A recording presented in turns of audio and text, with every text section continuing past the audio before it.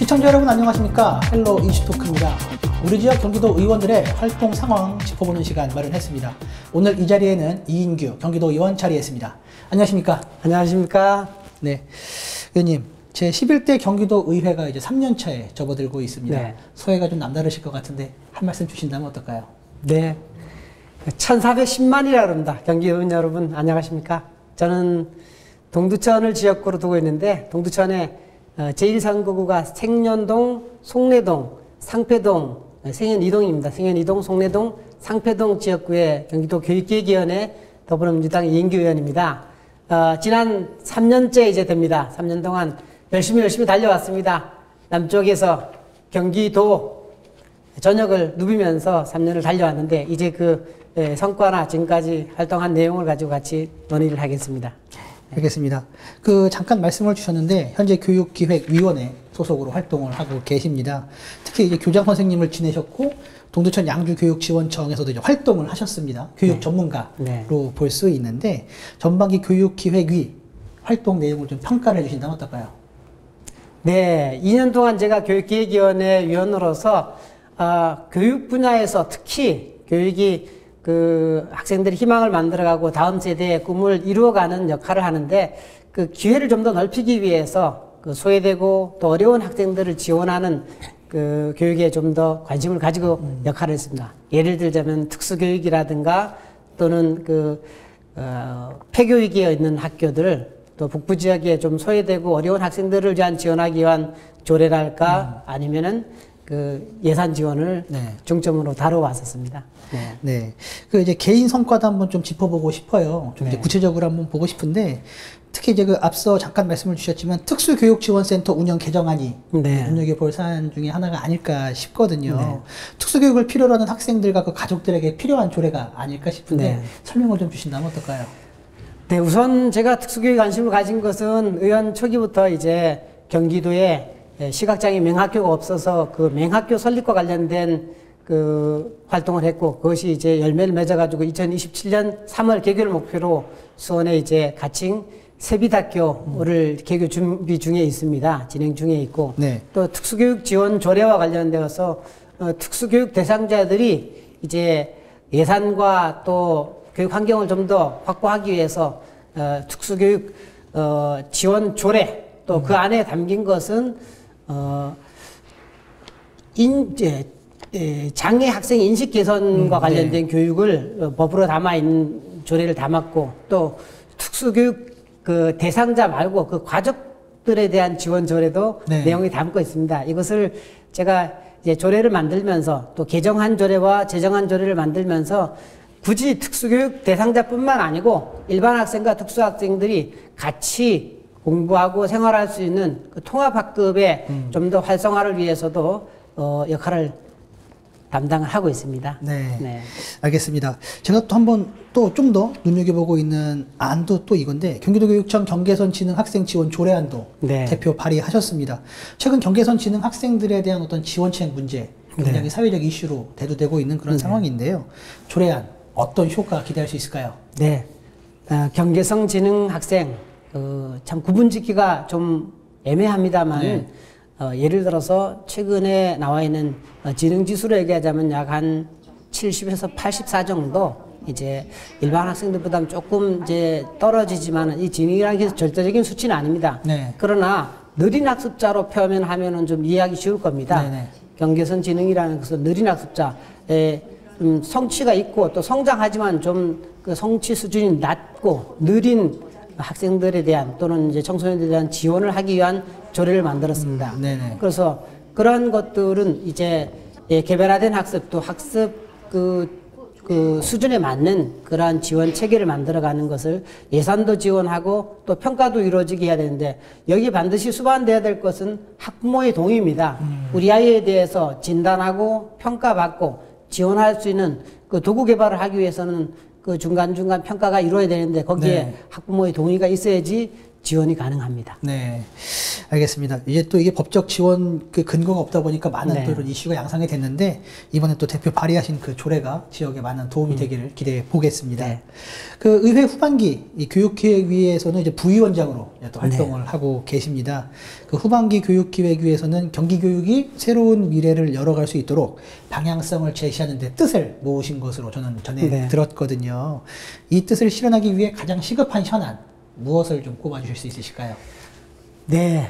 교육은 어떤 진영이나 이데올로기를 떠나서 미래를 담아가야 되고 그 발전하고 성장해 가야 된다고 합니다. 그러기 위해서는 여야가 그 따로 없이 그 특히 뭐 진보나 보수가 따로 없이 교육 정책이나 이 백년지 대계를 만들어 가는 데는 다음 세대들을 양육하고 또 성장시키는 데는 그 국가의 경쟁력과 전통을 계승하고 또 미래 비전을 만들어 가기 위해서는 무엇보다도 그 예측 가능한 교육이 돼야 됩니다. 네. 또 지속 가능한 교육이 돼야 된다고 생각을 합니다. 그래서 조변석계로 어떤 제도를 만들고 또한 교육 정책을 새로 만들어내는 것보다도 지금 있는 제도를 시대에 맞게 보완하고 또 개선해 가지고 미래를 담아가야지 된다고 생각합니다.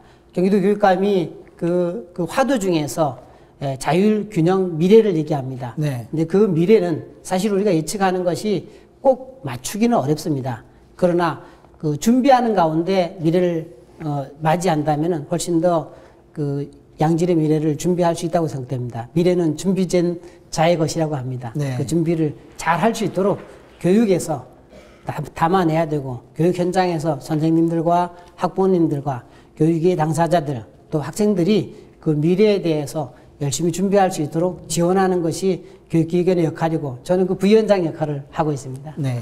저희도 많은 기대를 한번 걸어보도록 하겠습니다. 네. 제가 또 궁금한 게 그 이제 임태희 경기도 교육감이 추진하는 학생 인권 교권 통합 조례안 이거거든요. 많은 이슈가 있었는데 어떻게 되는 건가요? 도의회 내에서도 공방이 좀 있었던 걸로 알고 있거든요. 네. 전반기에 교육기획위원회에서 이 그 교권조례와 학생인권조례를 통합해서 경기도교육청에서 교육 구성원 간에 그 이 통합조례를 만드는 것을 제안했고 교육기획위원회 안으로 준비 중에 있었습니다. 네. 그러나 이것이 그 교육 당사자인 그 교사와 학생이 따로가 아니고 같이 가지만은 각각의 그 한 구성원 안에서 이해가 좀 다를 수 있습니다. 네. 이해 집단이 좀 다를 수 있는데 그러나 교육이란 큰 틀을 마주 놓고 갈 때 그 현안들을 좀 더 지금 있는 조례를 그 좀 시대에 맞게 보완하고 또 문제점들이 나왔지 않습니까? 네네. 지난 그 여러 가지 그 교권 문제라든가 이런 문제들이 나왔고 시대 상황에 맞게 이것을 그 어찌 보면은 우리가 개정 조례로 만들어 가야 될 필요가 있습니다. 네. 그런데 이제 뭐 여러 그 지방 교육지원청이나 교육청에서 요것에 관한 의논들도 있고 구성원들 간에 그 의견 수렴도 하고 있습니다만은 이걸 좀 과제로 담아가서 빠른 시간 내에 이제 개정안을 만들어내야 된다고 생각됩니다. 네. 후반기에는 이것이 지금 교육행정위원회로 넘어가서 지금 준비 중인 것으로 알고 있습니다. 네, 알겠습니다. 그 이번에는 그러면 이제 지역 이슈 한번 짚어보도록 할게요. 그 동두천이 최근 교육발전 특구 시범 지역으로 이제 선정이 됐습니다. 지역에는 굉장히 큰 쾌거였는데 어떤 기대할 수 있을까요? 네, 본 의원이 교육발전 특구를 동두천에 그 유치하는 역할을 하기 위해서 경기도교육청과 여러 가지 그 협의를 통하고 그래서 경기도의 그 8개 지자체 중에서 고양시, 양주시, 동두천시가 교육발전 특구 시범지역으로 1차 선정이 되어 있습니다. 네. 그런데 제가 이제 일반적으로 보면은 이 교육부의 교육발전 특구가 좀 숫자가 많다. 예를 들어서 경기도에 한두 군데가 아니고 경기도에 8곳을 지금 준비 중에 있고 그곳에 3곳이 1차 선발이 되었습니다. 또 예산 부분에서도 적게는 30억부터 많게는 100억까지 연간입니다. 지원을 하는데 예산 지원하는 건 굉장히 좋습니다. 그러나 이것이 5대5 매칭이라는데 굉장히 의미가 있습니다. 지방자치단체, 특히 동두천은 재정다리표가 경기도 31개 지자체 중에서 31위, 부끄럽게도 최하위입니다. 이렇게 경제적으로 어려운 도시, 재정다리표가 14%밖에 안 되는 그러한 지역에 5대5 매칭을 하기 위해서는 동두천에서 30억을 추가로 부담을 해야지 된다는 겁니다. 1년에. 네. 그래서 연간 한 3년 걸쳐서 한 180억 정도 규모, 지자체가 30억, 그 다음에 교육부에서 30억에서 60억을 부담해서 180억을 하면은 예산적으로는 굉장히 의미 있고 큰 성과를 거둘 수 있지만은 그 부담은 사실은 동천시에서는 기존의 교육 예산 플러스 30억을 추가로 하기 때문에 굉장히 어렵다는 이야기를 합니다. 네. 그럼에도 불구하고 의지를 가지고 담아갈 때 굉장히 지역의 교육 발전을 이루어 가는데 거기에 담아가는 내용 중에서 대학과 협력하고 또 지역의 기업과 협력하고 또 뭐 유보통합이라든가 몇 가지 큰 그 세션을 담고 있습니다만 사실은 동두천은 특별히 북부 지역이 대부분이 그렇습니다. 그 대학이 지금 동두천에 소지하고 있는 대학이 2개 대학인데 2개 다 이제 캠퍼스 개념입니다. 신한대학교 동두천 캠퍼스, 동양대학교 동천 캠퍼스 개념의 2개 소규모 대학이라는 이야기죠. 네. 학과도 제한적이고 그리고 기업도 상장 기업이 그렇게 많지 않습니다. 네. 대표적인 기업이 뭐 세코닉스라든가 딜리정밀이라든가 한 2개 정도 회사가 있고 마니커가 있습니다만은 그 외에 학생들을 교육하고 또 교육에 같이 협력할 수 있는 그러한 기업이 많지 않다는 것이 약점입니다. 역시 그것이 지역의 교육 발전을 견인차 역할을 해갈 수 있는 부분이 좀 적기 때문에 그럼에도 불구하고 이 교육 발전 특구를 통해서 동두천 교육을 좀 한 단계 성장시키는 그러한 중요한 계기가 될 것이라고 저는 믿습니다. 그 안에 담아갈 내용을 교육청과 또 동천시와 또 경기도 교육청에서 협력해서 머리를 맞대고 지혜를 만들어가고 있고 그 예산을 좀 더 담아가고 또 경기도 교육청에서 이것을 지원할 수 있는 그러한 모색도 지금 진행 중인 것으로 알고 있습니다. 앞으로 교육기획위원으로서 열심히 그 담아가는 내용에 특히 동천 지역의 교육을 위해서 역할을 할 것입니다. 알겠습니다. 이번엔 좀 아쉬운 점 한번 짚어보겠습니다. 네. 그 동두천이 공공의료원 유치에 실패했습니다. 네. 지역에서는 굉장히 열망이 높았는데 아쉬움이 큰 그런 상황이에요. 근데 이런 가운데 최근 동두천 중앙 성모병원 응급실을 방문하신 것으로 알고 있거든요. 방문하시고서 고민이 더 커지셨을 것 같아요. 어떠셨습니까? 사실은 이제 공공의료원이 동두천의 재생병원을 무상 임대를 내서 공공의료원을 만들겠다는 계획을 야심차게 했습니다만 경기도에서 이것에 대해서 선정이 되지 않았고 네. 경기도의 공공의료원은 양주시와 남양주시로 결정을 했습니다. 발표하면서 제가 이제 유영철 보건건강국장을 불러가지고 그 국장과 논의를 하면서 동두천이 이렇게 어려운데 공공의료원을 아니더라도 적어도 공공의료원의 분원 정도라도 만들어줘야 되겠다. 그리고 그것을 좀 모색하자. 그래서 이제 정담회를 갖게 되었고 동두천의 중앙성모병원에서 직접 병원 원장과 또 관계자들 그리고 경기도 보건건강국장 네. 그리고 우리 도의원 2분하고 부시장하고 같이 이제 논의를 했습니다. 그 결과는 이미 이제 보건건강국장이 이제 아이디어를 가지고 얘기를 합니다만 이렇게 이제 공공의료원이 없는 예를 들어서 연천이나 포천 같은 경우는 이제 어떻게 보면 국가 의료원이 좀 지원하는 시스템이고 네. 동두천은 거기에서 예외되었기 때문에 여기를 공공의료원에 준하는 어떻게 보면은 예산도 지원하고 인력도 지원하고 그래도 중앙성모병원이 동두천에서 의사분이 한 22분 정도 되는 그래도 규모가 있는 병원이고 거기서 야간 진료가 가능하고 하기 때문에 좀 의료진 질을 좀 높이기 위해서는 예산 지원을 통해서 의사진들이 장기 근속할 수 있도록 그렇게 그리고 꼭 필요한 어떻게 보면 이제 우리가 소아과라든가 또는 산부인과라든가 이런 부분도 진료가 가능하도록 그렇게 역할을 하는 그러한 의료원으로서의 기능을 확보하도록 지금 제안하고 그것에서 진행 중에 있습니다. 네. 그러니까 지금 말씀 주셨던 것처럼 이제 의료 인프라 확대를 위해서 많은 노력 필요한 그런 상황이잖아요. 네. 그러면 뭐 지역 정치권도 마찬가지고 이제 지역 사회에도 역할이 있을 것 같은데 어떤 노력이 좀 필요하다고 보세요? 네. 지역사회 역할 굉장히 중요하고 필요합니다. 특히 동두천 같은 경우는 어찌 보면 시청 공무원들이 굉장히 열심히 함에도 불구하고 중앙부처라든가 어떤 그 경험치가 조금 다른 지역에 비해서 좀 부족하지 않나 하는 생각을 해봅니다. 네. 그래서 열정만 가지고는 되는 것이 아니고 그런 어떤 그 외부에서의 일을 했던 경험이라 이런 것을 가지고 지역의 성장에 좀 그 모멘텀을 삼아 가야 되는데 동두천에 그런 그 훈련과 또 교육이 좀 필요하고 특히 이제 중앙부처하고 협력이 필요합니다.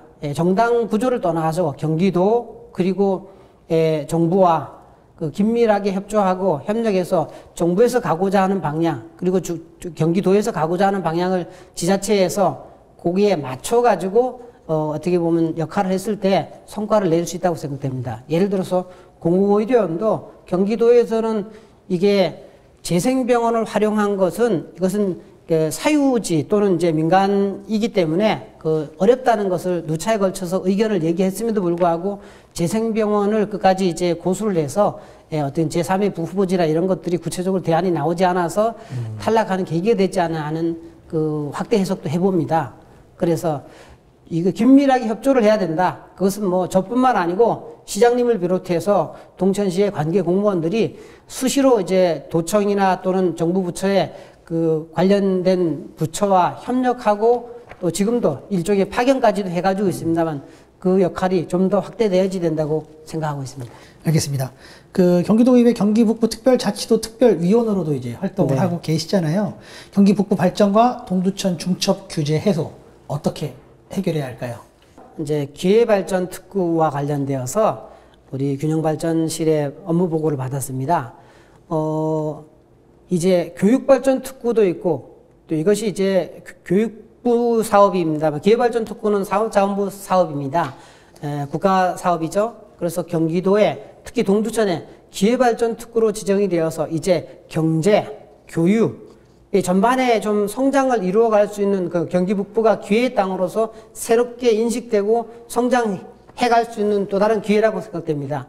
저는 경기북부 특별자치도 추진위원이기도 하고 또 특위위원으로서 이 북부의 기회를 잘 살려야 되는데 그 내용 중에 하나가 지금 기회발전 특구입니다. 그런데 이것도 동두천이 지금 1차에 선정되지 못한다는 그러한 준비가 지금 안 되었다는 것을 제가 보고를 받고 있습니다. 안타까운 현실이고 잘 준비되어서 2차에 다시 신청되어서 꼭 동두천이 기회발전 특구로서 북부의 그 성장의 중심지로 만들어 가야 된다고 인식하고 있습니다. 저는 북부 특자도가 우리의 꿈이 아니고 반드시 이루어져야 될 그러한 과제입니다. 오늘도 새벽 5시에 경기도의회에 가서 오전 업무를 보고 열심히 달려왔습니다. 이 북부는 1,410만 이 인구가 북부에 약 한 370만 정도 되는 북부를 빨리 재개발하고 또 기회의 그러한 도시로 만들어가기 위해서는 북부분도 반드시 이루어져야 된다고 여전히 주장하고 있습니다. 알겠습니다. 이제 임기가 반환점을 지났습니다. 네. 앞으로 어떤 현안 집중할 계획이실까요? 네. 전반기 2년 동안 많이 배웠습니다. 사람은 끊임없이 배워가고 성장한다고 그러는데 저는 의원으로서 초선 의원이지만은 열심히 일하면서 배웠습니다. 후반기에는 성과를 내야 된다고 생각됩니다. 지역을 위해서, 경기도를 위해서 성과를 내고 만들어가는데 핵심적인 사업은 역시 저는 교육을 통해서 인구가 돌아오고 또 안정적으로 성장할 수 있는 도시로 만들어가기 위해서 교육에 집중하고 교육발전, 특히 교육발전 특구의 내용을 담는 데 집중할 것이라고 말씀드리겠습니다. 알겠습니다. 마지막으로 지역 주민들과 그리고 시청자 여러분들께 한 말씀 부탁드립니다. 존경하고 사랑하는 동천 시민 여러분, 그리고 경기도민 여러분, 저는 30년이 넘게 학교 현장에 있었습니다. 이제 정치인으로 새롭게 거듭나고 있습니다. 무엇보다도 교육을 알고 교육을 이루어가는, 성장시켜가는 정치인이고 되고 싶습니다. 지역에서 경기북부 어렵고 힘든 도시입니다. 그러나 희망과 미래가 있습니다. 저와 함께 새로운 경기북부, 성장하는 경기북부, 그리고 동천을 만들기 위해서 열심히 달려가겠습니다. 시민 여러분 응원해 주십시오. 고맙습니다. 네, 의원님 오늘 말씀 감사합니다. 감사합니다. 네. 네, 지금까지 이인규 경기도 의원과 이야기 나눠봤습니다. 지역 발전을 위해 발로 뛰는 경기도 의회가 되길 기대해 보겠습니다. 오늘 준비한 소식은 여기까지입니다. 시청해 주신 여러분 고맙습니다. 감사합니다.